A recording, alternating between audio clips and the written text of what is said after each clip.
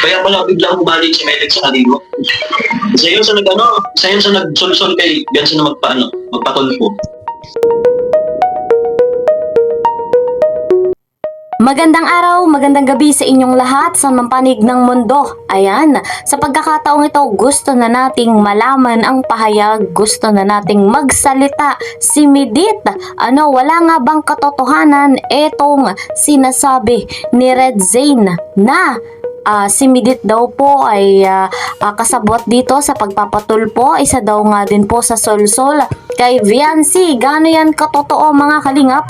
At baka naman etong si Red Zane ay pinapahamak lamang si Midit.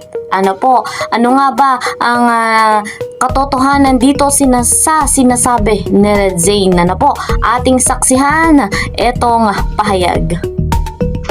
Kaya pala biglang bumalik si Melek sa kaligo. Kaya pala biglang umanib si Medit sa kalingap. Sabi niya. Sa yun sa nagsulsol kay Biansi na magpatulpo. Narinig niyo? Ayon kay Pulang Uod, kay Red Zane, isa yon sa nagsulsol kay Viancy na magpatulpa. Gaano ito katotoo? Sabi ko nga, hindi natin pwedeng agad-agad husgahan. Kailangan mahintay natin, marinig natin yung sa kanyang panig para dito kay Midit. Kung totoo ang sinasabi ng impacto na to na si Red Zane, na isa si Midit na nagsulsol sa pagpapatulpo ni Viancy, gaano nga ba katotoo na may kinalaman si Midit? Sana ang video na to at mapanood niya dito kay Pulang Uod ay masagot. Nasa ganun, di ba kamakailan lang kausap ni Kuya Bal? At may nag-chat sa akin parang kukunin niya ta bilang ambassadress Hindi ko sure. Ang akin lang, gaano katotoo?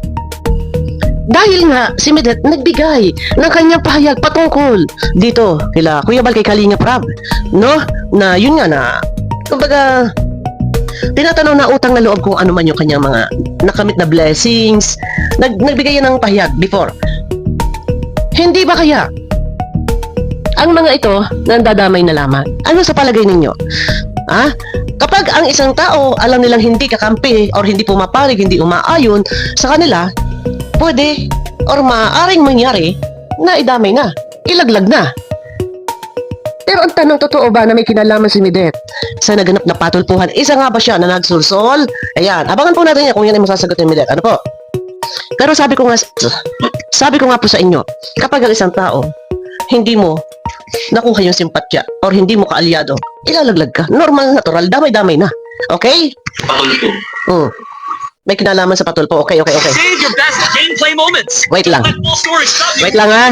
Ito may hanap buhay. Bumalik si Melek sa kaligo.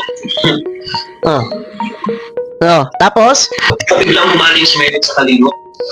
kaya pala biglang umanib si Medit sa kalingap.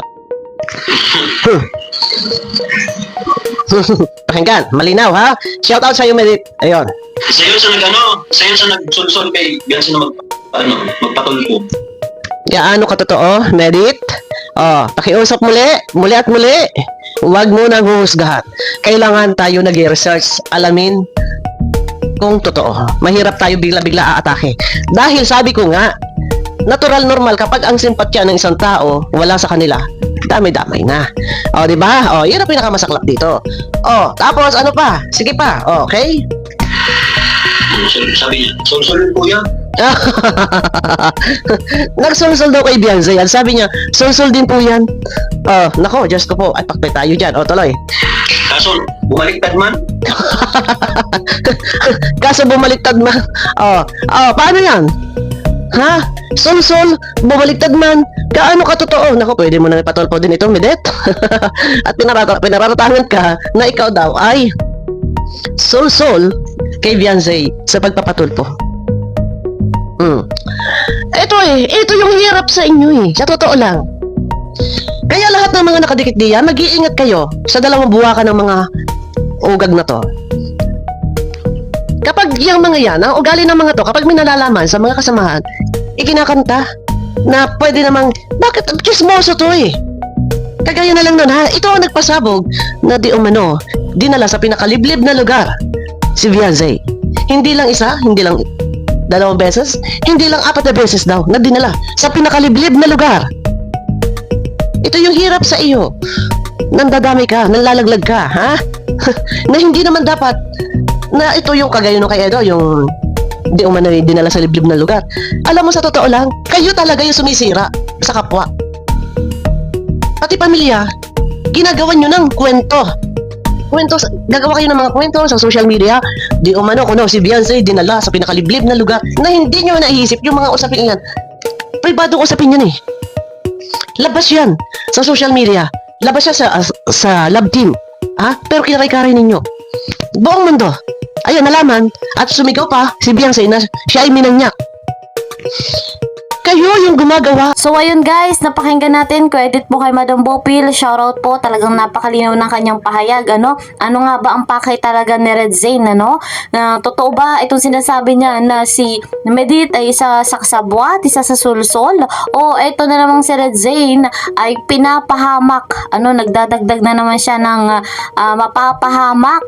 Anong katotohanan sa kanyang sinasabi? So ang ating panawagan, sana nga po ay magsalita na etong si Medit nang sa ganun lahat tayo ay maliwanagan. Lahat tayo ay nag-iisip ng katotohanan, nag-iisip kung totoo nga ba etong sinasabi ni Red Zane. Kamakailan lamang napakinggan natin ang pahayag ni Medit kung saan ay pinapaboran niya ang Team Kalingap. Kaya naman sobrang pasasalamat natin kay Medit dahil talagang tumanaw siya ng utang na loob at alam niya ang nangyayari pagdating sa social media. Mahal na mahal niya si Kalingap Rob at si Kuya Val. Grabe yung pagtanaw niya ng utang na loob.